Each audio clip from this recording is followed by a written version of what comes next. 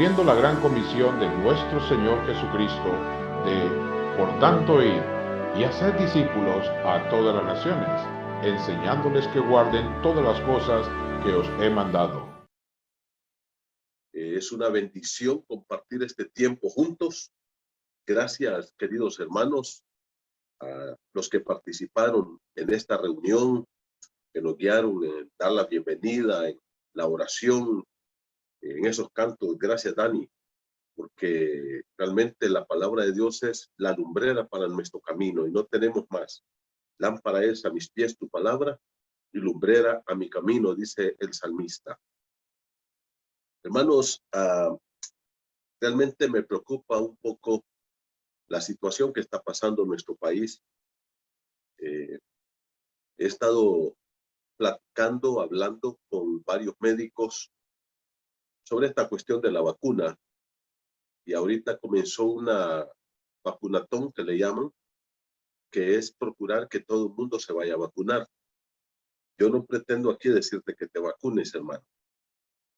Yo no pretendo decirte ve a vacunarte, no, no, no. Pero he estado platicando, hablando con médicos, con amigos, hermanos y también escuchando. Y quiero decirles, hermanos, que no es fácil tomar una decisión. Pero en las pláticas que yo he tenido, en las lecturas que he hecho, me he dado cuenta de una cosa, que es mejor vacunarse que no hacerlo. Es mejor que por un momentito tengamos algunos malestares como resultado de la vacuna, y eso siempre va a ser mucho más fácil de llevar que ser contaminados con COVID. Y posteriormente a la vacuna, pues no olvidemos siempre de mantener nuestra mascarilla, de mantener la distancia, de lavarnos las manos, de cuidarnos. En este viaje que hicimos recientemente con mi esposa en Estados Unidos, entrábamos a algunos supermercados y nadie andaba mascarilla. Era pero rarísimo, tal vez algunos ancianos. Íbamos a algunos lugares y nadie andaba mascarilla. Si pudimos ver los partidos, algunos de los partidos de la selección y de esto de la Copa de Oro, ustedes miran aquel estadio lleno y nadie anda mascarilla, uno que otro por ahí. ¿Y cuál ha sido el resultado, mi hermano? El resultado es que hay un repunte de contagio y la situación se está poniendo y se está tornando tremendamente difícil, al extremo que incluso hoy el presidente Biden ofreció $100 a la gente que se vaya a vacunar.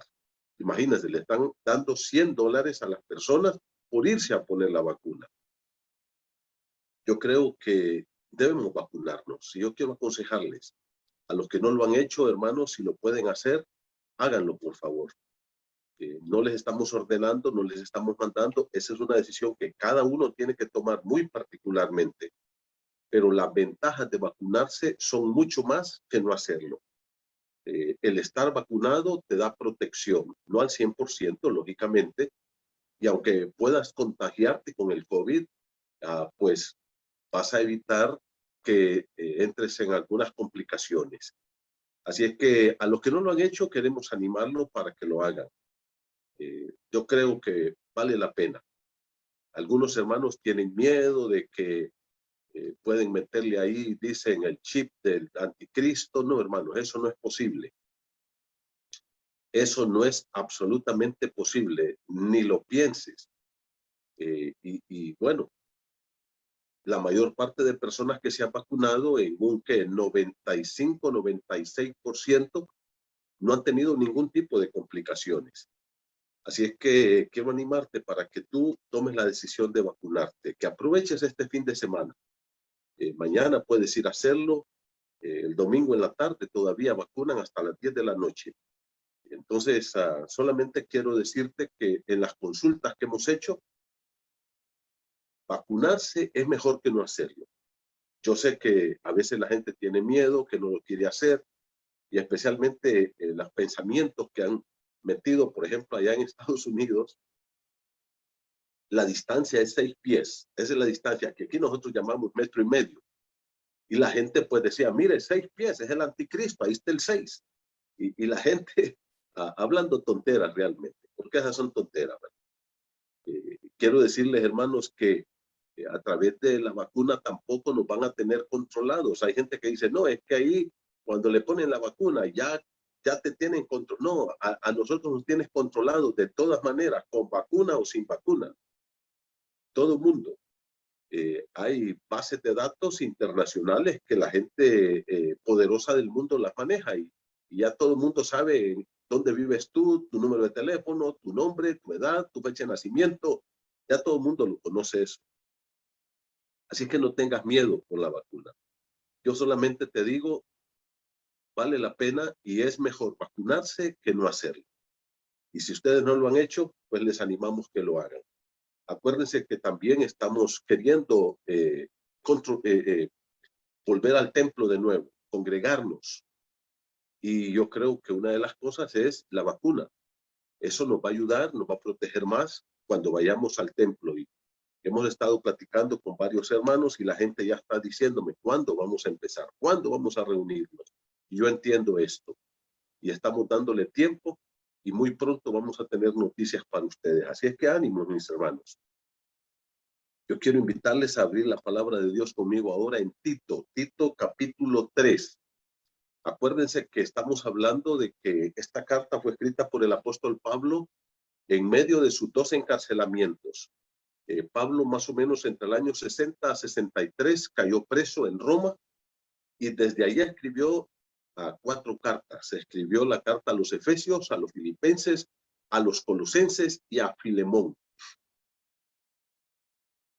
Luego salió de esa prisión y en ese tiempo Pablo hizo algunos viajes, incluso estuvo en Creta y ahí plantó estas iglesias y trabajó con algunas de ellas.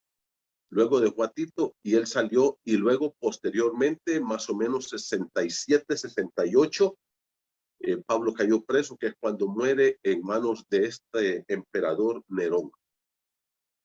Así es que en ese tiempo Pablo escribe esta carta, pero la base de esta carta, el fundamento donde Pablo construye todo su pensamiento está en la gracia de Dios. Así termina el capítulo 2. Dice, la gracia de Dios se ha manifestado, se ha dado a conocer, se ha revelado él literalmente. ¿Y dónde se ha revelado? En la persona del Señor Jesucristo. Por eso el apóstol que escribió la carta a los Hebreos lo dice en el capítulo 1, Dios, Hebreos 1:1, habiendo hablado muchas veces y de muchas maneras en otro tiempo a los padres por los profetas, en estos últimos días nos ha hablado por medio de su Hijo. Cristo es la última y más perfecta, completa, total y absoluta revelación de Dios al hombre. Él dijo, el que me ha visto a mí, ha visto al Padre. Yo he venido a revelarles al Padre. Ahora, mis hermanos, cuando vemos a Cristo, su persona, su obra, su muerte en la cruz y todo lo que él hizo, es la manifestación visible, palpable de la gracia de Dios. Eso no quiere decir que no haya habido gracia en el Antiguo Testamento. Claro que hubo gracia. Perfectamente. Todo mundo va a ser salvo por gracia. Es la única forma de salvación. No hay más.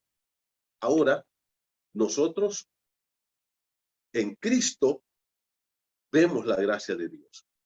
Y todo lo que vamos a hacer entonces, hermanos, por ejemplo, dice que los pastores ancianos debemos de tener cierta conducta, tanto a nivel de familia, de hogar, a nivel personal, cosas que no quiere Dios que tengamos nosotros los pastores en nuestra conducta, pero también otras cosas que sí quiere. Y luego, ¿por qué debemos estar preparados para esto? Bueno, dice porque primero andan ahí los judaizantes que están engañando a la gente. Y segundo, ¿por qué? Porque se ha metido gente profesante a la iglesia y llevan una doble vida. Una vida en la iglesia queriendo adorar, alabar a Dios y otra vida fuera de la iglesia. Y eso no es posible. Y entonces hay un llamado para que prediquemos a todos los grupos de la iglesia, a los ancianos, hombres mayores, a las ancianas, abuelitas, a los jóvenes y a los empleados. Y todos debemos de tener una conducta que adorne la sana doctrina, de la cual Satanás no se burle. Y ahora termina diciendo, ¿y saben por qué todo esto? ¿Por qué el pastor anciano tiene que ser así? Tiene que cuidar la doctrina, tiene que proteger la iglesia de las falsas doctrinas, de los falsos hermanos. ¿Por qué cada grupo de la iglesia, jóvenes, ancianos, ancianas, matrimonios, todos, tenemos que tener una vida recta, limpia y pura? Y dice, porque la gracia de Dios se ha manifestado. Primero, para salvarnos, y segundo, para enseñarnos. Ahora, en el capítulo 3, Pablo va a reforzar esto. El pensamiento de Pablo continúa, solamente que aquí ya no puso una palabra conectiva, sino que como que fuera un nuevo pensamiento, pero sigue el mismo pensamiento de los dos capítulos anteriores.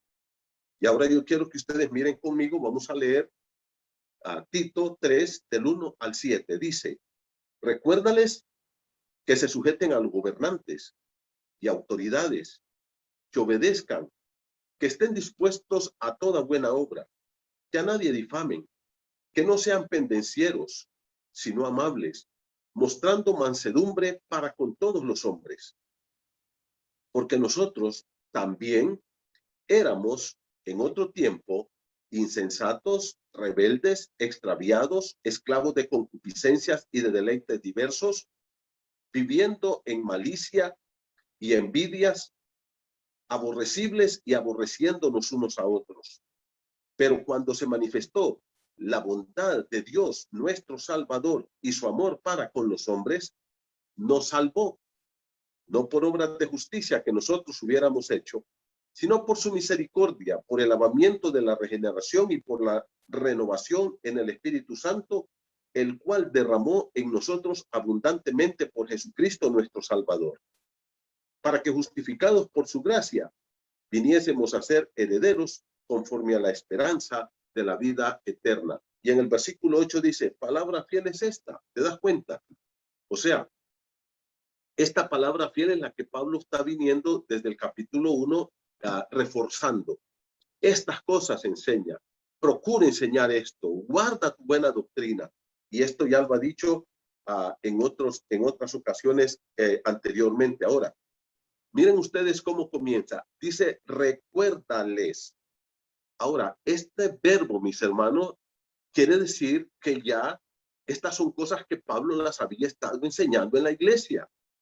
Y otros pastores ya las habían estado compartiendo con los hermanos.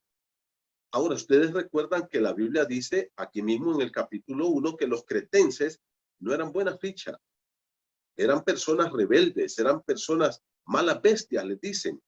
Eran mentirosos, traicioneros, tenían todos los defectos que podían haber. Ahora, a esta gente convertida de lo de Creta, a estos miembros de la iglesia, y no era una iglesia, eran varias iglesias, el apóstol Pablo le dice a este hijo suyo, a Tito, recuérdales esto, o sea, refresca su memoria. Y hermano, esto es importante porque a veces nosotros necesitamos estar recordando muchas cosas. Y Pablo lo dice, esto ya se los he dicho antes. Y Pablo, por ejemplo, en Filipenses lo dice, ya se los he dicho, lo vuelvo a decir, se los repito de nuevo. ¿Por qué? Porque es importante. La repetición nos ayuda a tener las cosas en la memoria, a no olvidarlas. Ahora, ¿qué es lo que Pablo le pide a Tito que le recuerde a los hermanos en la iglesia de Creta? A propósito, este verbo, hermanos, es un imperativo, es un mandato para Tito. Le dice Tito, tú tienes que hacer esto. Porque es parte de esa transformación que debe haber en cada uno de nosotros. Es parte, yo sé que no es fácil lo que está pidiendo aquí el escritor. Y mira cómo dice, aquí está hablando de 4 cosas por lo menos que ellos tienen que estar recordando, que Tito tiene que estarle recordando a los hermanos y que nosotros tenemos que tener en nuestra mente permanentemente. ¿Cuáles son esas 4 cosas? Primero dice que ellos se sujeten a los gobernantes y autoridades. Y hermanos, aquí la palabra gobernante habla de los reyes, digamos el presidente y de los gobernantes arriba. Pero luego, como que Pablo dice, óigame, pero si yo dejo esto hasta allá arriba, puede ser que allá con las autoridades de abajo no haya respeto. Entonces, ¿qué dice? Y autoridades.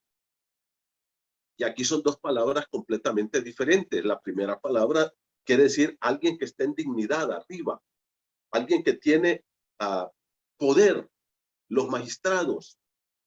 Pero la otra palabra habla de autoridad en general, habla de todo tipo de autoridad.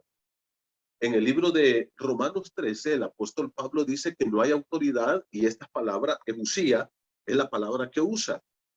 Es la misma que está aquí en Tito 3:1. Y esta palabra tiene que ver con todo tipo de autoridad, hermanos. Tiene que ver con autoridad en la casa, tiene que ver con autoridad en la calle. Recientemente yo venía ahorita llegando de este viaje y nosotros veníamos en carro de Guatemala para acá, para Honduras. Y aquí por el lago Yohoa nos pararon la policía. Y realmente yo venía un poquito más de la velocidad que debía de venir. Venía como, ¿qué? 110 kilómetros, creo, por hora. Y me agarraron con la pistola y me paró el policía. Y entonces me dice, me presta su licencia y los papeles de su carro, y ya se los entregué. Bueno, los saludé primero. Buenas tardes, mucho gusto, un placer. ¿Cómo le va? Ya platiqué con él un momento y me dice, me presta los papeles de su carro y su licencia. Ya se lo entregué. Y cuando se lo entregué me queda viendo y me dice, ¿usted sabe por qué lo paré? Claro que sí, le digo, yo sé por qué me paró. Yo vengo corriendo a una velocidad mucho más alta que la que debo de venir, la que pide que yo camine aquí. Y entonces me dice, ¿sabe que le tengo que poner una esquela? Le digo, señor, usted tiene toda la autoridad y usted tiene toda la razón, póngame la esquela, no hay ningún problema, yo asumo la responsabilidad, yo violé la ley y tengo que pagar. Entonces él se fue y empezó a dar vueltas allá, caminó, miré que platicó con una persona, otro caballero, luego se fue a platicar con una chica, que eran policías también, y luego regresa. Me entrega mi licencia y los papeles del carro y me dice, mire, váyase, no hay problema, solo que vaya a la velocidad, vaya mejor, no corra tanto. Y me dice esto, ¿sabe por qué lo dejo ir? Porque me respetó, porque usted aceptó, me trató con respeto y por eso usted mejor lo dejo que se vaya. Y le digo, ¿sabe una cosa, señora agente? Aunque usted no lo crea, si usted me hubiera hecho esta esquela, es primera esquela que me hubieran hecho a mí, nunca me han hecho una esquela. El respeto siempre es importante, no importa que sea ese policía de tránsito. Tal vez tú eres médico, tú eres abogado, tú eres licenciado, tú eres, tienes un máster, un doctorado, lo que sea. Tal vez él sea analfabeto, pero él tiene autoridad y no le podemos faltar al respeto. Cualquier autoridad. Si hay jóvenes que están conectados en esta hora, mire lo que dice, que se sujeten a sus autoridades. No solamente a los gobernantes arriba, al alcalde, presidente, magistrados de la corte, lo que sea, sino a cualquier tipo de autoridad. La autoridad de la casa, por ejemplo, hay jóvenes que no quieren respetar a sus padres.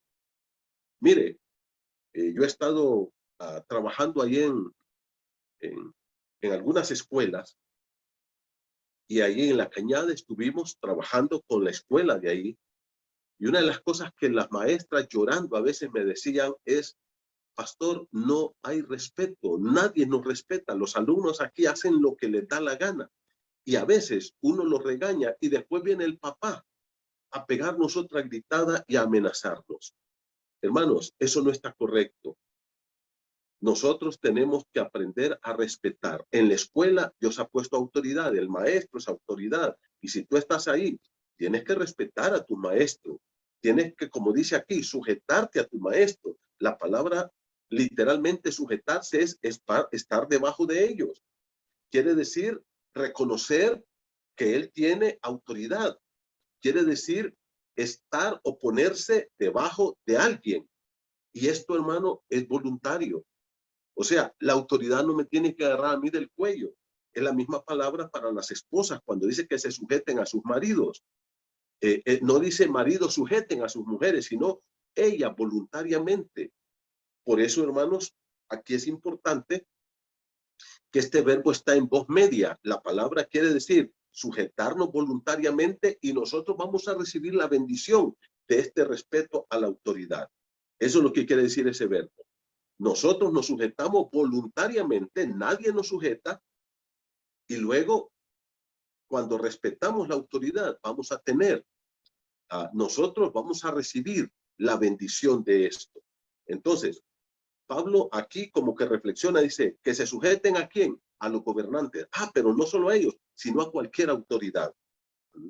Ahí en el trabajo, mi amigo, tú tienes que estar bajo autoridad, tienes que respetar a tus jefes. En la calle, al policía, el alto, hay que respetarlo. El semáforo en rojo, se respeta. Todo eso es autoridad. Y nosotros dice que tenemos que estar sujetos a ello. Ahora, luego, ¿qué otra cosa tiene que recordar? Primero, que hay que sujetarse, que es parte de la vida cristiana. Y esto también es una evidencia de nuestra sujeción a Dios. ¿Te das cuenta? Por eso cuando se dice que hay autoridad, es que de parte de Dios, porque Él es la autoridad absoluta. Y luego están todas las autoridades. Entonces, hay autoridad en la casa, hay autoridad en la calle, en la nación, en la escuela, en la iglesia, en todas partes.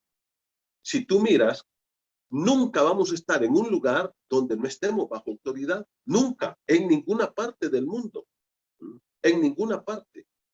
Porque es parte de lo que Dios ha establecido. Luego, la segunda cosa que hay que recordar en la iglesia es que debemos obedecer. Entonces, esto va muy relacionado con la primera. Que obedezcan. Literalmente, ¿qué quiere decir? Que nosotros debemos de tener una actitud correcta. Esa es la idea aquí. Que tengan la actitud correcta. Obedecer a Dios, obedecer a nuestras autoridades. Y todos entonces vamos por un camino correcto. En este tiempo nosotros reconocemos que parte de las señales de los últimos tiempos es la falta de respeto por la autoridad. Y nosotros lo podemos ver eso hoy en todas partes. Nadie se quiere sujetar a nadie. Nadie. El semáforo se pone en rojo y la gente sigue pasando. La gente sigue pasando. Esta tarde estábamos visitando una familia y cuando estábamos haciendo el alto, el semáforo estaba en rojo y los carros seguían pasando. Yo le digo a mi esposo, ¿y este desastre qué es? ¿Dónde está el respeto por el semáforo que está en rojo y por la otra persona que tiene el derecho de pasar? Que nosotros, hermanos, ¿qué dice? Aprendamos a obedecer como cristianos, que quitemos esas actitudes de rebeldía, que quitemos esas actitudes de irrespeto a la autoridad. La tercera cosa que nos manda a recordar permanentemente, ¿cuál es? Que estemos dispuestos a toda buena obra. La palabra aquí, hermanos, es que nosotros estemos siempre para servir a los demás. En todas las áreas de nuestra vida. Que tengamos una actitud de entrega hacia las otras personas. Dice que estén dispuestos. Esto quiere decir tener una disposición de estar sirviendo a las demás personas. Y luego tenemos una cuarta cosa aquí, que dice que ellos no difamen a nadie, que a nadie difamen. Me gustó mucho el verbo que usa aquí el apóstol Pablo. ¿Sabe cuál es el verbo? Blasfemeo, de blasfemar. Dice que a nadie estén blasfemando. Literalmente quiere decir injuriar o hablar mal de las personas, estar calumniando. Dice que a nadie, y mira, la palabra aquí es esa enfática, a nadie. Y por nada, por ninguna causa. Si alguien, podemos verlo nosotros, como dice Pablo en Gálatas 6:1, que lo sorprendemos en una falta, en un pecado, no tenemos que divulgarlo a los cuatro vientos. Dios nos manda a ir con este hermano, a platicar con él para ayudarle, para restaurar su vida. a él. En el libro de Mateo 18, el apóstol Pablo dice, si tu hermano peca contra ti, ve y platica con tu hermano, dialoga con él, habla con él. Si no te oye, trae a 2 testigos. No dice, difámalo por toda la iglesia, que todo el mundo sepa lo que ha hecho. No, no podemos vivir así. Dice que a nadie ellos estén difamando. No blasfemen, no estén criticando, juzgando, injuriando, calumniando, hablando mal de las personas. Eso es un pecado delante de Dios. Y hay una cosa más que nos dice aquí, y aquí Pablo divide este punto en 2 partes. Primero dice que ellos, miren ustedes conmigo por favor, versículo 2, que no sean pendencieros. Aquí tenemos otra cosa más que tenemos que estar recordando. Aquí la palabra, hermanos, es contenciosos, discutidores, pleitistas. Dice que dejemos de andar con ese tipo de vida. Recuerdo un hermano que le gustaba discutir, siempre andaba discutiendo, de esa gente que si usted dice no, él dice sí, que si usted dice sí, él dice no. Y un día estábamos un grupo de pastores en una reunión y él llegó. Y entonces él había sido pastor hace un tiempo, pero luego dejó el pastorado y se metió a empresario, pero siempre él tenía esa cuestión de estar discutiendo.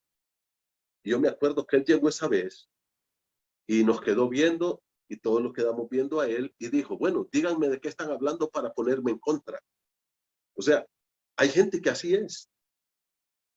Siempre va a ser pendenciero. Literalmente, ¿qué dijimos? Una persona conflictiva, una persona contenciosa, que le gusta la discusión y a veces él la fomenta. Hay esposos que les encanta discutir con las esposas, pelear, estarse ahí jalando las trenzas. Dice la Biblia, no tenemos que tener ese tipo de vida. Aprendamos, mire cómo dice aquí, en vez de ser contenciosos, ¿qué dice el versículo 2? Si no, ¿qué dice? Si no, ya saben qué palabra es esta, ¿no es cierto? Una conjunción adversativa. En vez de estar discutiendo, pongan en práctica estas cosas. ¿Qué es lo que debemos ser? Mire lo que dice, amables. La palabra amable quiere decir afable, gentil. Y luego, ¿qué dice? Mostrando, y aquí la palabra es que sea evidente en ti. O sea, que eso se mire. Mostrando que mansedumbre. La palabra es dulzura, humildad, ser apacible. El apóstol Pablo, escribiendo a los filipenses, les dice así. Quiero leer para ustedes Filipenses capítulo 2. Mire cómo dice Filipenses 2 del 1 al 4.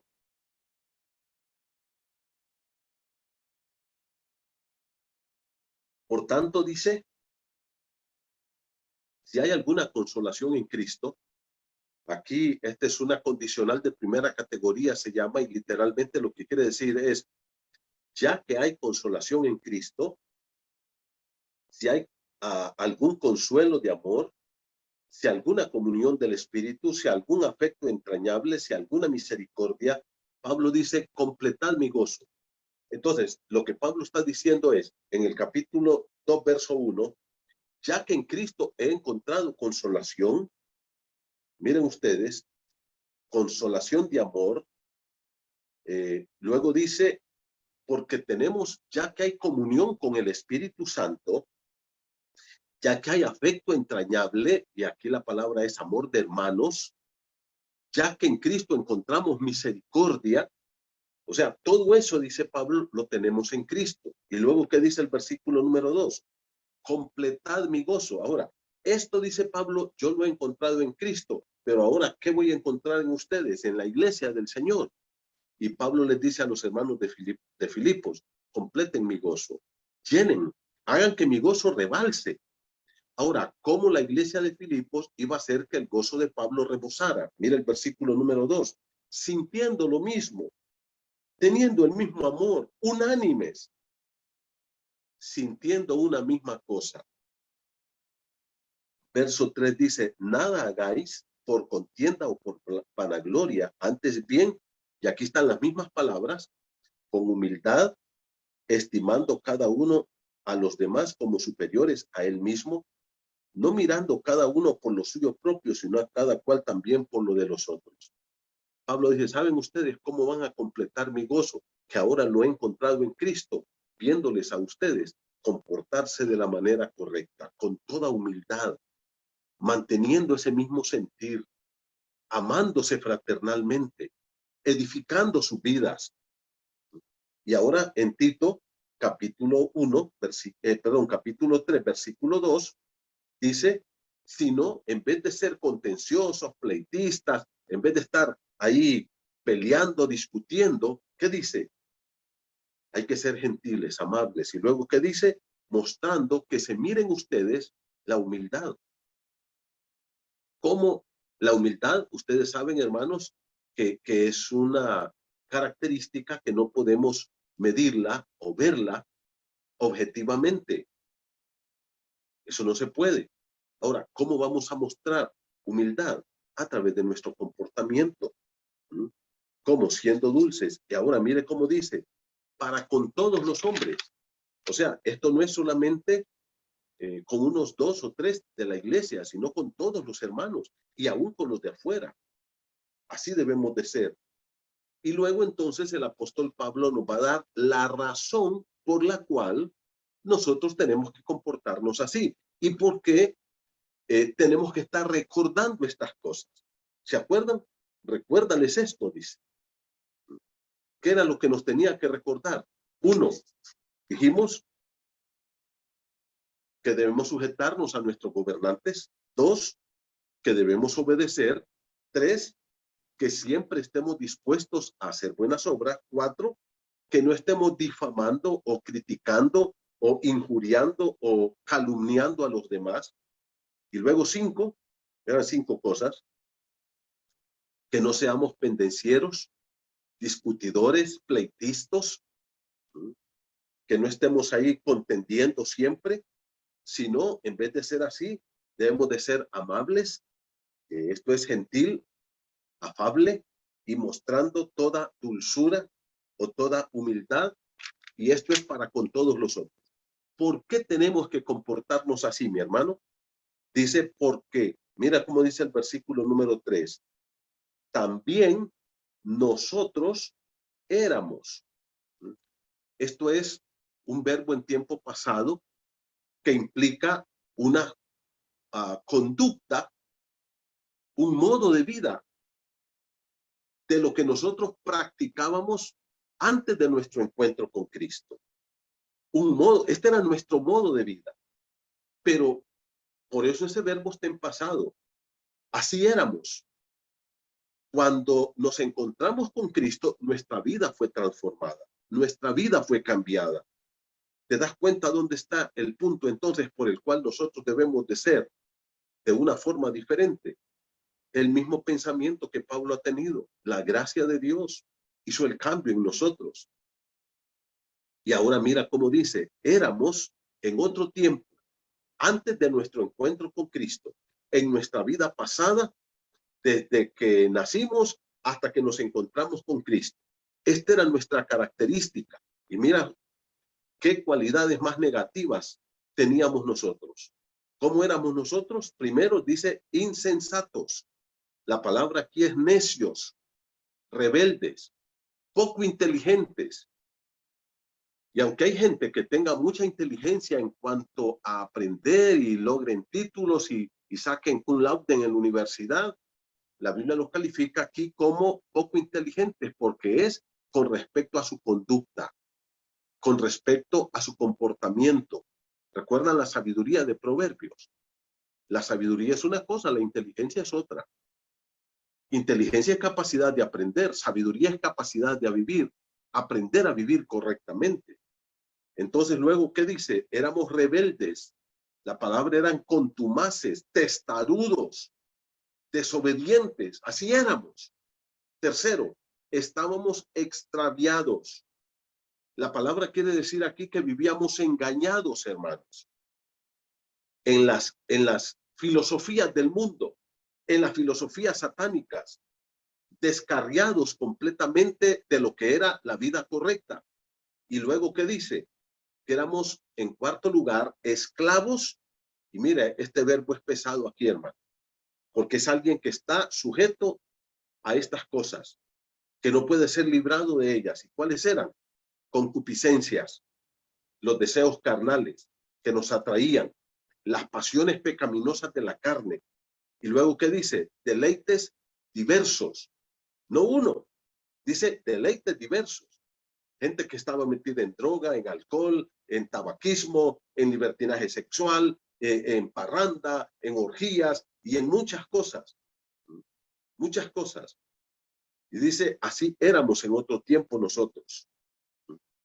Pero mira, aquí también dice en el versículo 3, viviendo, y este verbo habla de un presente continuo, de cómo nosotros vivíamos, y cómo dice que nosotros vivíamos primero en malicia, y la palabra aquí es en una vida deplorable, mala completamente, en envidias, o sea, celoso de otras personas, con mala voluntad hacia otras personas. Si el vecino aparecía con un carro, ya nosotros decíamos, mira, ya tiene carro, a saber cómo ir, mira, a saber en qué negocios anda, que ahora ya compró carro. Todo era malicia. ¿Por qué? Porque le teníamos mala voluntad a la gente. Y tristemente hay mucha gente que se convierte a Cristo y todavía esa malicia le sigue. Él no sabe cómo vive la gente, pero él ya la supone. Mira a la vecina hablando con otro vecino, mira, ya está hablando con aquel, a saber qué se tiene. O sea, todo es pensamiento pecaminoso, allá, adelante, malo. Dice, así éramos, ya no lo somos, hermano. ¿Y qué otra cosa dice? Aborrecibles. Éramos odiados, éramos odiosos y aborreciéndonos unos a otros. O sea, estábamos odiando a otras personas, rechazándolas. Y aquí viene el verso clave, el versículo 4. Miren conmigo, por favor. Dice, pero, conjunción adversativa otra vez. ¿Qué dice? Así éramos en otro tiempo. Ya no somos así. Por eso es que nosotros tenemos que estar recordando estas cosas para enfatizar, hermano querido, hermana querida, el tipo de vida que Dios quiere de nosotros. Si tú miras toda la Biblia, podemos decir, se resume en esto. Deja el pecado. Déjalo. Ya no vivas más en el pecado. Seamos como Dios. Sigamos a Dios. Vivamos como Él quiere que vivamos. Y dice aquí, versículo 4, pero cuando se manifestó la bondad de Dios nuestro Salvador y su amor para con los hombres, nos salvó. Este verbo es enfático, nos salvó. Pero, ¿qué dice? Él nos salvó. Dios, Él es el sujeto aquí. Nos salvó. Y mire cómo dice, cuando se manifestó la bondad de nuestro Dios. Hermano, es la gracia de Dios en nuestra vida que trajo una transformación. Es la bondad, la misericordia, el amor de Dios, esa gracia que no merecemos. Te das cuenta que está latente en toda esta carta la gracia de Dios. Ahora, ¿qué dice la palabra? Ya no somos así, éramos en otro tiempo. Nuestra vida tiene que dar un giro de 180 grados, tiene que ser totalmente diferente, porque nosotros éramos, cuando vivíamos en el pecado, cuando éramos hijos del diablo, cuando éramos personas que caminábamos sin Dios, así vivíamos. Pero ahora, la gracia de Dios ha hecho la diferencia. Él nos salvó. Y sabes una cosa, nosotros no hicimos nada, porque la salvación es por gracia. Es un regalo que Dios nos da. Y mira cómo dice, Pablo aquí lo deja totalmente claro. Versículo número 4. Primero dice, cuando se manifestó la bondad de Dios y su amor para con los hombres. Esa bondad de Dios, hermano, es ese favor de Dios que no merecemos, es la gracia de Dios. Y luego dice, y su amor para con los hombres. la filantropía de Dios. Y aquí no es, el verbo no es ágape, es filántropo, o sea, el amor de Dios para con todo mundo. Porque Dios ama hoy al hombre. Si tú, mi querido amigo, estás aquí hoy en esta reunión y no has recibido a Cristo, quiero decirte que Dios te ama. Y hoy Él te ama y Él es tu Salvador. Mañana, si tú lo sigues rechazando, entonces Él te juzgará y te va a condenar porque también es juez y Él castiga el pecado. Mire cómo dice, nos salvó. Y este verbo también está en tiempo pasado, es un auristo en el original. O sea, la salvación ya es una obra concluida. No dice nos está salvando todos los días.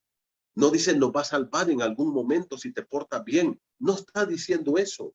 Aquí este verbo es contundente, es directo, es claro, es objetivo. Dice, nos salvó, ya. Este verbo es una acción cuyas repercusiones son eternas. La acción ya pasó y ahora solo estamos disfrutando de los efectos de esa salvación. Ya somos salvos. Y mire cómo dice, no por obras de justicia que nosotros hubiéramos hecho. ¿Qué obras podíamos haber hecho para pagarle a Dios? Dígame. La Biblia dice, y lo recalcamos, hablando de la gracia de Dios, la gracia excluye toda la obra del ser humano. No permite que alguien colabore con Dios. No, no puede ser. Pero la palabra de Dios dice, por ejemplo, en el libro de Isaías, capítulo 1, que nosotros estamos podridos moralmente. ¿Qué obras buenas vamos a ofrecerle? Romanos 1, léelo, Romanos 2, Romanos 3. Como está escrito, dice Romanos 3:10, no hay justo ni aun uno, no hay quien entienda, no hay quien busque a Dios, no hay quien haga lo bueno, no hay ni siquiera uno. La palabra de Dios es enfática. Nuestra vida es una pudrición moral. Ya vimos ahí en el versículo 2, en el versículo 3, cómo éramos nosotros. Una podredumbre. Pero aún así Dios nos amó y nos salvó. Y nos salvó, dice, no por obras de justicia. ¿Y por qué nos salvó? Uno, por su misericordia, por su gracia. Ves que la gracia de Dios está en esta transformación que nosotros debemos tener. Luego, ¿qué dice? Por el lavamiento de la regeneración. La palabra aquí está hablando de un nuevo nacimiento, palingenesia, un nuevo nacimiento, de lo que Cristo le habló a Nicodemo en Juan capítulo 3, te es necesario nacer de nuevo. Y dice, Dios nos dio ese bautismo del nuevo nacimiento. Él entró en nosotros. ¿Por qué? Porque nos dio una renovación a través de la presencia del Espíritu Santo. Él hizo posible ese nuevo nacimiento. Mira el versículo número 5, dice, por el lavamiento de la regeneración y por la renovación en el Espíritu Santo. O sea, fue una obra del Espíritu Santo que entró en nuestro corazón y nos permitió tener un nuevo nacimiento. Cuando Dios te salvó, no te puso un parchito por ahí. Cuando uno va por ahí en la carretera y se pincha una llanta, paramos por ahí donde hay una llantera, sacamos la llanta que traemos allá atrás y le decimos al llantero, mire, esta llanta está pinchada. ¿Y qué hace el llantero? Le pone un parchito, la infla, la pone y vamos de nuevo con la misma llanta. No, no, no. Dios no te puso un parcho, mi hermano. Dios nos dio un nuevo nacimiento. Somos una nueva criatura, de modo que si alguno está en Cristo, nueva criatura es. Ya no eres la misma persona vieja. Ya no eres la misma persona con los mismos caprichos, contencioso, pleitista, chismoso, como lo dijo ahí anteriormente, insensato, rebelde, necio, extraviado, perdido. Ya no somos eso, hermano. Ahora eres una nueva persona en Cristo. Has nacido de nuevo. Yo fui otro Manuel Puerto cuando yo le entregué mi corazón a Cristo. ¿Y cómo termina diciendo? Versículo número 6, el cual derramó en nosotros abundantemente por Jesucristo nuestro Salvador. ¿Qué derramó abundantemente? El Espíritu Santo. Juan dice que Dios no nos da el Espíritu Santo por medida. Lo derramó abundantemente y eso nos hizo dar un nuevo nacimiento. ¿Con qué propósito? Mira el versículo cómo termina. Versículo 7. ¿Para qué? Este es el propósito. Justificados, ¿qué dice? por su gracia. ¿Se dan cuenta? No ha terminado.